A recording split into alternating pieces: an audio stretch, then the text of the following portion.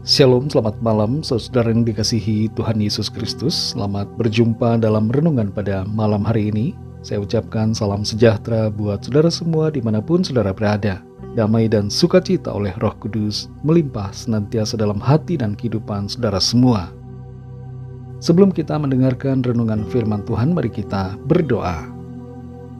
Bapa Surgawi, Bapa dalam nama Tuhan Yesus Kristus, kami bersyukur kepadamu karena berkat perlindungan Tuhan, kemurahan-Mu, maka kami dapat melakukan segala aktivitas kami di sepanjang hari ini. Terima kasih untuk tuntunan-Mu dan segala berkat kebaikan-Mu.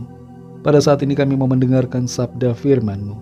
Jamahlah hati kami agar kami mengerti dan taat pada setiap kehendak-Mu. Dalam nama Tuhan Yesus kami berdoa. Haleluya. Amin. Saudara yang dikasih Tuhan, ayat renungan kita pada saat ini terdapat dalam kitab Yosua pasal 24 ayat yang ke-14.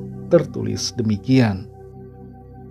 Oleh sebab itu, takutlah akan Tuhan dan beribadahlah kepadanya dengan tulus ikhlas dan setia. Jauhkanlah Allah yang kepadanya nenek moyangmu telah beribadah di seberang sungai Efrat dan di Mesir, dan beribadahlah kepada Tuhan. Saudara yang dikasih Tuhan, dalam perjalanan hidup ini, terkadang kita perlu berhenti sejenak dan melihat kepada pengalaman yang telah kita lalui. Meskipun mungkin berliku dan terjal, kita bisa melihat bagaimana Tuhan telah mengarahkan dan menuntun kita dengan kesetiaannya. Frederick Edward Marsh, seorang tokoh rohaniwan, menggambarkan apa saja yang dapat dilihat ketika kita merenungkan kembali perjalanan hidup yang sudah kita jalani. Yang pertama, kita dapat melihat pembebasan yang dilakukan Tuhan. Yang kedua, kita dapat melihat karya Tuhan dalam memimpin hidup kita. Yang ketiga, kita melihat berkat-berkat yang Tuhan limpahkan. Dan keempat, kita melihat kemenangan-kemenangan yang Tuhan kerjakan bagi kita. Serta yang kelima, kita melihat bagaimana Tuhan memberikan kekuatan, sukacita, dan semangat untuk kita menjalani kehidupan ini. Tuhan itu sungguh sangat baik. Hal ini perlu kita sadari, dan sebagai implikasi dari kebaikan Tuhan, kita hendaknya senantiasa menghargai akan karyanya dan mengasihinya, serta menyembahnya dalam sepanjang hidup kita.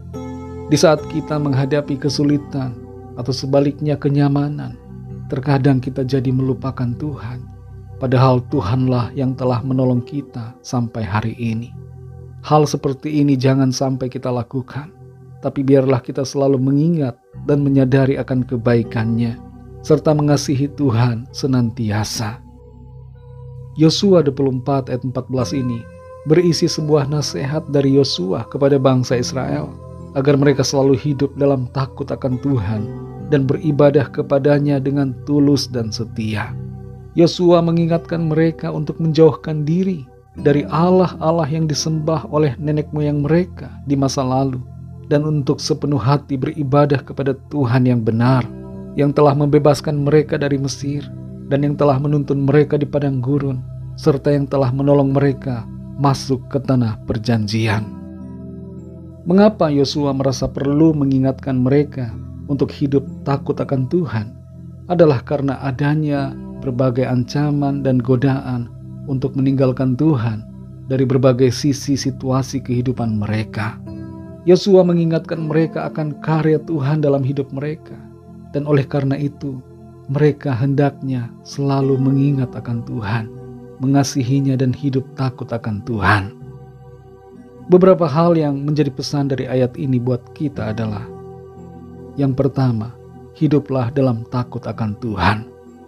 Takut akan Tuhan di sini bukan berarti perasaan ketakutan, tapi rasa hormat, kasih, dan penyembahan yang dalam terhadap Tuhan yang agung dan kudus. Kita hendaknya mengasihi Dia yang telah berkorban bagi kita, yang telah menyelamatkan kita oleh kuasa darah-Nya di atas salib, yang telah membebaskan kita dari belenggu dosa dan kuasa iblis, dan yang telah membawa kita kepada terang-Nya yang ajaib. Yang kedua, beribadahlah dengan tulus, ikhlas, dan setia. Ibadah yang sejati bukan hanya tentang rutinitas eksternal, tapi melibatkan hati yang sungguh-sungguh dalam mengasihi dan menghormati Tuhan. Tulus ikhlas berarti kita tidak menuntut Tuhan, tapi sebaliknya kita berkorban bagi Dia. Hal yang ketiga, menjauhkan diri dari Allah-Allah yang palsu. Di dunia ini ada banyak hal yang dijadikan Allah atau sesembahan, tapi hanya ada satu Allah yang benar, yaitu Allah yang telah menyatakan dirinya di dalam Yesus Kristus Tuhan kita. Kita perlu menyadari bahwa hanya Tuhan Yesus saja, Allah yang benar dan Allah yang layak untuk disembah. Dan karena itu berpeganglah teguh dalam iman kepadanya sampai akhir. Saudara yang dikasihi Tuhan, mari hargai Tuhan yang telah mengasihi dan berkorban bagi kita. Hargailah apa yang sudah Tuhan lakukan bagi kita. Ia telah membebaskan kita dari perbudakan dosa, melepaskan kita dari kuasa kegelapan dan hukuman maut, dan memberikan kita keselamatan dan hidup yang kekal. Karena itu mari hargai, kasihi, dan sembah Dia. Jangan lupakan dan jangan tinggalkan Tuhan, tapi setialah selalu kepadanya. Mari kita berdoa. Terima kasih Tuhan, kami bersyukur kepadamu. Bersyukur untuk firman-Mu yang kembali mengingatkan kami, menegur kami yang seringkali lupa kepadamu, yang seringkali tidak setia, yang seringkali gagal dalam ketaatan pada firman-Mu. Kami bersyukur untuk firman-Mu menegur kami dan menolong kami untuk tetap ada dalam jalan kebenaran-Mu. Kuatkan kami ya Roh Kudus, untuk kami tetap setia kepadamu ya Tuhan Yesus, melangkah dalam kebenaran-Mu, hidup mengasihi-Mu dengan hati yang sungguh, beribadah dengan tulus ikhlas dan setia, tidak menuntut tapi berkorban bagi-Mu ya Tuhan, melayani Engkau di sepanjang umur hidup kami. Terima kasih, kami bersyukur untuk firman-Mu. Malam hari ini Tuhan, kembali kami mau beristirahat. Kami mohon berkat perlindungan-Mu atas kami semua. Lingkupi kami dengan kasih dan kuasa-Mu. Kami berdoa bagi yang sakit dan yang sedang dalam pergumulan, agar kuasa Tuhan bekerja, menjamah, memulihkan, menyembuhkan, dan memberikan jalan keluar, mujizat yang ajaib bagi setiap kami. Ampunilah kami Tuhan akan kesalahan kami, seperti kami juga mengampuni orang yang bersalah kepada kami.